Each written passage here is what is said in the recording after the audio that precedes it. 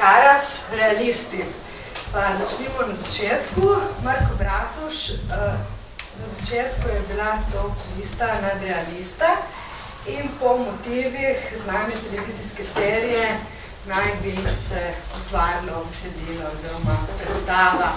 Če se malo dotaknemo tega, kako je šlo do sodelovanja z Juretom. Apropriacija je v bistvu ta beseda, ki je ključna za to vse skupaj. Gre v bistvu za to, kako se nek fenomen, prej smo rekli, da moram začeti za apropriacijo. Stavila sva ponovno uporabil besedo apropriacija. Sem zdaj ne vem, se spremem. Nisi, tako je na začetku sodelovanja. V bistvu gre za zelo šekspirijansko zadevo. In sicer na program sem si želel početi neko komedijo, z Tijano sva razmišljala o tem, kaj bi naredili in nek že obstoječ tekst ali nekaj novega. In v bistvu, bolj, ko smo razmišljali, nam je bil v bistvu blizu ta sketch način, se pravi način nekega kabareja, kjer so krajši prizori. Pač fajn je, da je komedija dejansko ima neko povezavo z današnjostjo, da se v bistvu lahko ljudje nekako odzovejo oziroma poznajo neke stvari, da se s tem lahko igraš. In v bistvu res osnovna ideja je bila, da bi naredili neke skeče na temo, mislim ne na temo, ampak kot top lista nadrealista, ker živimo v takih zanimivih časih, ki jih je potem kasneje Jure obdelal. In se pravi, začeli smo tam. Ne? Ampak zelo hvala smo pa pogruntali, da v bistvu pogrevati starih štosov v resnici nima smisla, da v bistvu te štose, ki so takrat bili zaradi konteksta smešni, da danes verjetno tudi, če bi jih priredili, v vsakem primeru bi jih morali prirediti, ampak zakaj bi jih prirejali čez kakršnokoli optiko tistega časa, se pravi razpada Jugoslavije, ne?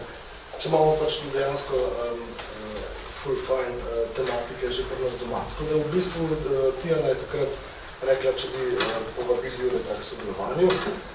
Jaz ti Jureta globoko cenim že od dolga leta, zato ker to je edini človek, ki je hodil na Bežigrad, pa zgledaš približno normalno. Dobro, roke nisem rekel. Ampak je, ostali so bolj nervoslovni. Apropriacije. Skratka, in v bistvu smo, potem sem bil pustil, da pač ono dva kuhata v to, ampak smo pa vsem naredili sprav zasedbo, ki je po mojem mnenju dovolj angažirana, da bi v bistvu lahko tudi oni sami malo ponovili. Ker v bistvu poanta je bila v tem, da seveda se stvar napiše, ampak recimo to, kar jaz verjamem v gledališču, da je najboljše, da se neke stvari mogoče skupaj dela. Seveda verjamemo tudi v besedila in tako naprej, ampak glede na to, da sem jaz prej bil v Gleju, ker bolj ali manj nismo delali nikoli z tekstom fiksnim prej, ampak smo v bistvu bolj ali manj vse predstave razvijali, mi to niti ni odhotuje, tako da v bistvu to sprogramirati, pravi, da nimaš teksta v roki, pa da daš neko stvar na repertoar, mi ni bilo tako grozno. Mirno spav. Absolutno, čist mirno, s tema dvema komod. Seveda pač vedel sem, da bo hec v neki točki, ampak ja. Tako da, in se mi zdi, da z to ekipo mladih igralcev, oziroma srednje mladih, oziroma ne vemo točno, ja, so še kar mladi. Se mi zdi, da so se še kar ujeli, da so potem tudi oni ponujali neke stvari in da v bistvu potem tudi Jure na njih pisal, se pravi prek bočnih improvizacij, se pravi tudi bočnih improvizacij kot jaz.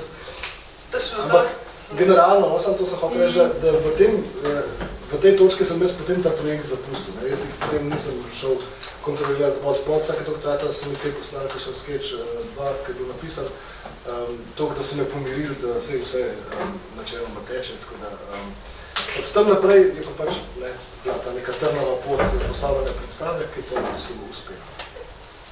Zdaj sem zaključil. Hvala. Jure, kakšen je bil vstop v ta proces in koliko so omenjeni igralci vplivali na samo pisanje in na kakšen način?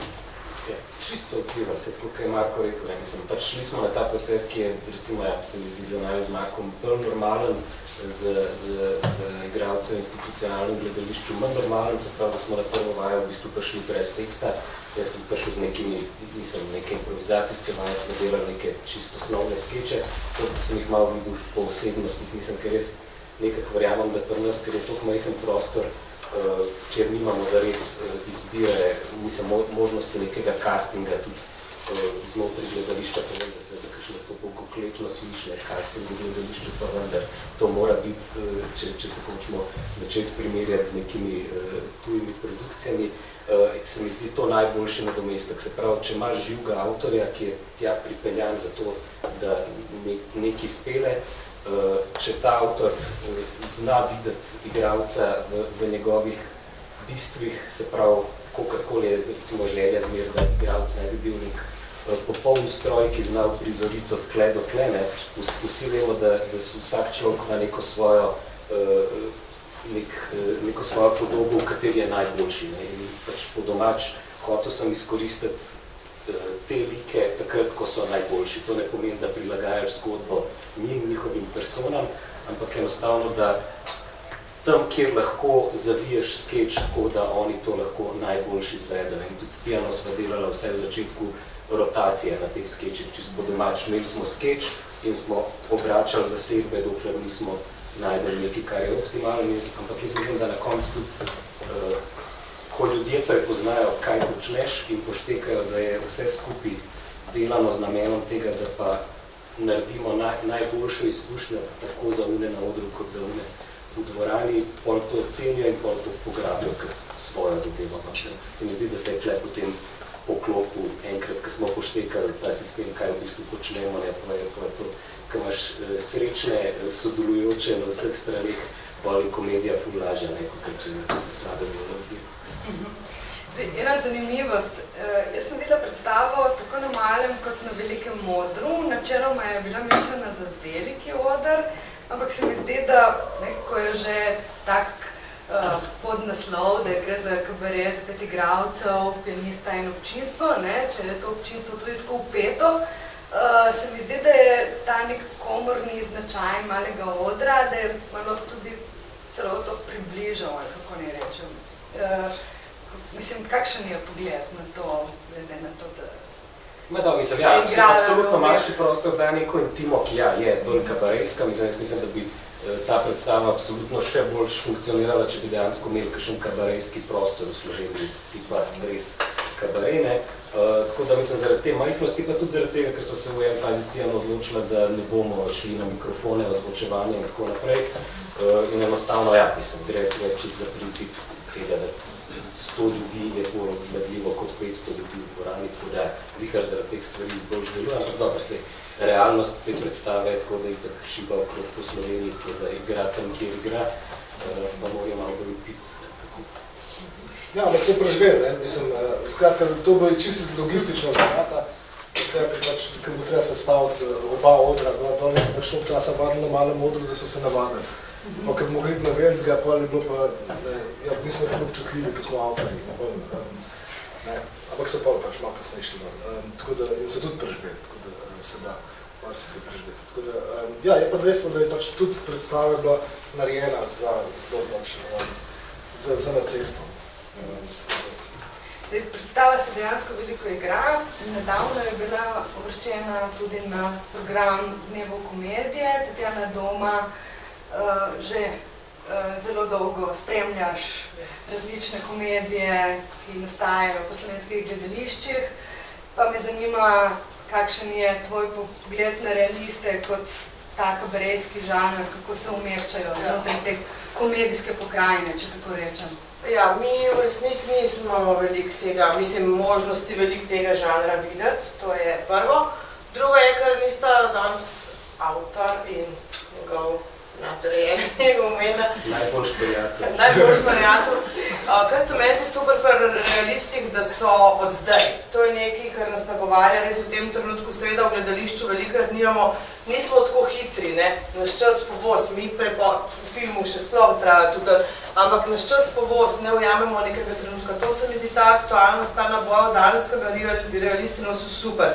Tudi ta satirična ost, ki jo imajo, to on pa ne omenja da so nesramni. Meni je to super, ker je nesramno, ampak hkrati so pa noro zabavni in noro smešni. Tako da to se meni zdi pri tej uprizoritvi neke te res velike kvalitete.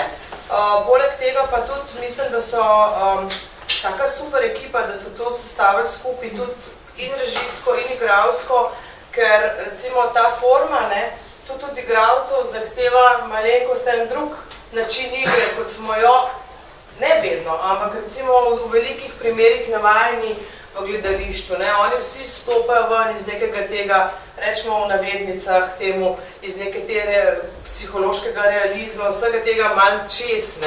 In to velikrat je igralcem neka način igre, ki jim je to, ampak oni to super obvladajo in so nesramni. In kar je recimo, zdaj so brali igralci, pa sem se spet spomnila, kako so v bistvu nesramni, kaj naredite, tako znajo fino gledalca sprostiti, da si mehak, ful se imaš fino in potem pridejo z nekimi temi res nesramnimi štosi in ker si ti tako sproščen, se režiš tudi nekim tem, ki se jim pač politično korektno ne bi smejal.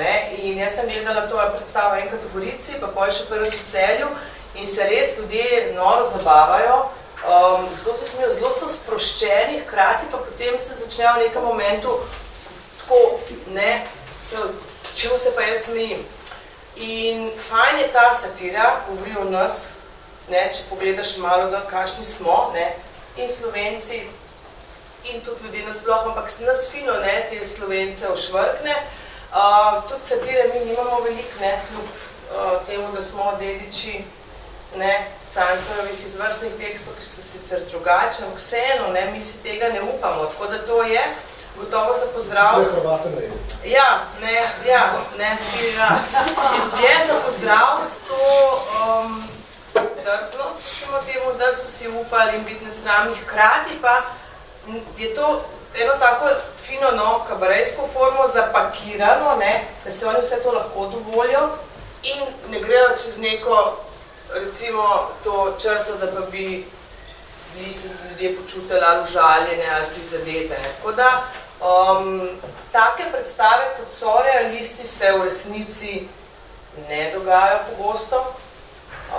Tudi so se vse te stvari in da je bil tekst pisan tekom vaj, vse to, da se jim je tako lepo skupaj sestavili. V vseh segmentih uprizoritve je nastala taka uprizoritev, ki so jo tudi gledalci in žirija nagradili. Predstava je dobila nagrado žirije in nagrado občinstva, kar je super, nekako seveda žirija gleda po svojih neki pač svojega stališča, gledalci niso na ta način obremenjeni, ampak so znali tako žirija kot gledalci v realistih prepoznati to kvaliteto. In jaz mislim, da ljudje si v resnici želijo več takih komedij in ker so tudi super, še enkrat rečem, ker so tako nesramni. Hvala. Mogoče samo to s to nesramnostjo, to, kar smo zdaj videli, čestitke ekipca, zdaj so bili mogoče zrezani te stand-up prizorčki, sem dovolj, ki ste gledali predstavo, so malo vsem drugačno prepostavljeni, da niso takole našutne, kot so bili danes, ampak mislim, ena zanimiva poanta, ki se mi je zdela, je tudi to, mislim, ekipa je pokazala vseeno veliko zaupanje v tem, da so šli izven sebe v nekem komedijskem performansu po domač navrno.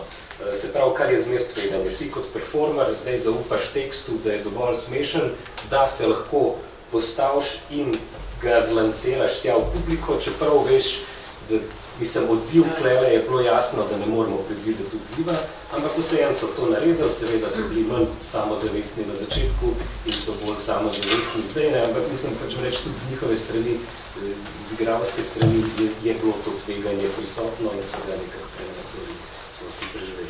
No, ampak sprosti, to, kar prav, Jure, res je to, da so oni, te igralci so pa absolutno izpostavljeni. Oni nimajo nič, oni so tekst, ki ga imajo in še pač neki songi so vmes, ki so tudi super, ker ti si super prepeli, to je nekaj znane z novimi besedili in oni dejansko se nimajo, za nič se ne morajo skriti, oni so tam na odru s tem tekstom in res dobro naredijo, to nalogo dobro upravljajo. S takim tekstom. Vem.